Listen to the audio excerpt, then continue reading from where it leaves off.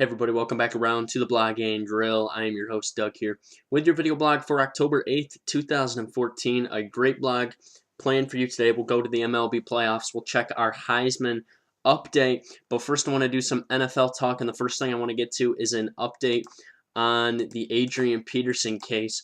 Adrian Peterson was in court today after his hearing and a trial date being set. He did not speak to the media. Rusty Hardin did, and basically the only information we got out of Hardin was that they're trying to recuse a different judge. They feel like the judge that's in there right now will be biased against Adrian Peterson, and they also know at this point that a temporary pre-trial date or a tentative trial date start date has been set for December 1st. So basically what that tells me is that Adrian Peterson will not play for the Minnesota Vikings this year. I don't think he should. Rusty Hardin mentioned that they want to get the trial done because Adrian Peterson can't make money. He's without work. I don't think Adrian Peterson should have to worry about money at this point. He should be okay. I think this needs to be taken care of. I think it's more than just a parenting thing. I think it comes down to Adrian Peterson took it too far. The guy has issues, and they need to figure it out. More stuff has come out in the past couple weeks about the situation with Adrian Peterson, about how he's had 4 children, or at least 6 children out of wedlock with 4 different women. Just a guy who has really struggled to focus on the important things of life, and he just needs to refocus. And I think if he's out of the NFL for a year, he will refocus. All right, let's get to the power rankings. Number 5 on my list this week, the Cincinnati Bengals. They drop a couple spots. I had them at number 3 last week. They're down to number 5 after that loss to the Patriots. They can get back on track. They got a big game with Carolina at home this next weekend. Dallas Cowboys are number 4 on my list. I think they're the best team in the NFC East. They're running the ball well. Tony Romo's not having to make big-time throws. But when he does have to make big-time throws, he can complete the pass. Dallas right now at 4-1 is rolling right now.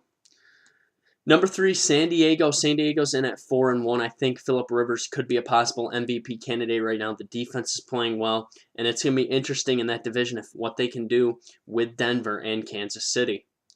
Number 2 is Denver. I think Denver is pretty good offensively. I think they're going to get better defensively. They played pretty good defensively against the Cardinals. We'll see what they can do. And, of course, number 1 has to be the Seattle Seahawks.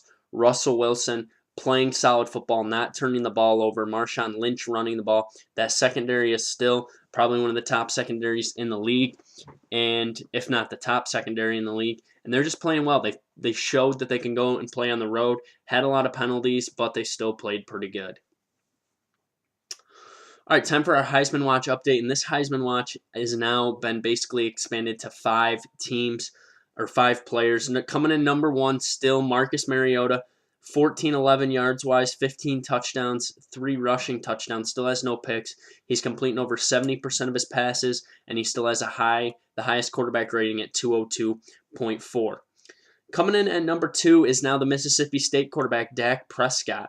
This guy now has a total yards number of 16, 87, 19 total touchdowns, less of a completion percentage, and a 180 quarterback rating. Number 3, Todd Gurley, running back out of Georgia, could be the best player in college football. 94 carries on the year, 773 yards, and 8 touchdowns. He's looked very solid, and we'll see what Todd Gurley can do, but he's been a very impressive player thus far. Kenny Hill kind of took a step back. He still has probably the most yards in college football with over 2,000 yards already passing. 21 touchdowns, 5 picks, 64% completion, and a 161 quarterback rating. And finally, the wide receiver out of Alabama, Amari Cooper, who's probably the top wideout in the country, 52 catches, 746 yards, and 5 touchdowns. So that's our Heisman Watch update. A lot of these guys have a lot of big games left. Dak Prescott does this week against Auburn. Georgia has Auburn coming up as well. Texas A&M's got big games with Alabama on the horizon. And Oregon is going to get some shots, so that's going to be good for them to try to get back into it. And I think the state of the Pac-12 is an interesting thing to debate because we have USC, we have Arizona, we have Oregon, we have UCLA, And we have all these teams that I think there's a good possibility that none of them could get into that playoff. I think they could beat up on each other and just keep beating up on each other, and everybody will have 2 losses, and nobody will get into that playoff. So that's the tough thing about being a good conference. Even though the SEC, I think there is still an SEC bias, and I think the SEC could get 2 teams in. All right, MLB playoffs, just a quick preview here. ALCS Game 1 will be Friday night, James Shields. I'm thinking they're saying to be announced for the Orioles pitcher. I think it's probably going to be Chris Tillman. He pitched well in Game 1 of the American League Division Series. We'll see how he does. I will give you my picks for my winners of these series on Friday, and NLCS Game 1 will be Saturday. Bumgarner for the Giants versus Adam Wainwright for the St. Louis Cardinals. I think Wainwright is probably the best pitcher left in these playoffs. All right, Friday we'll be back. We'll do football picks. We'll also do some NASCAR at Charlotte, and we'll talk about the championship series.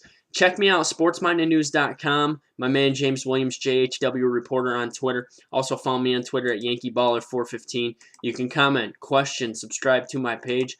Thanks for tuning in to the Blog and Drill. I will be back on Friday. Have a good rest of your week.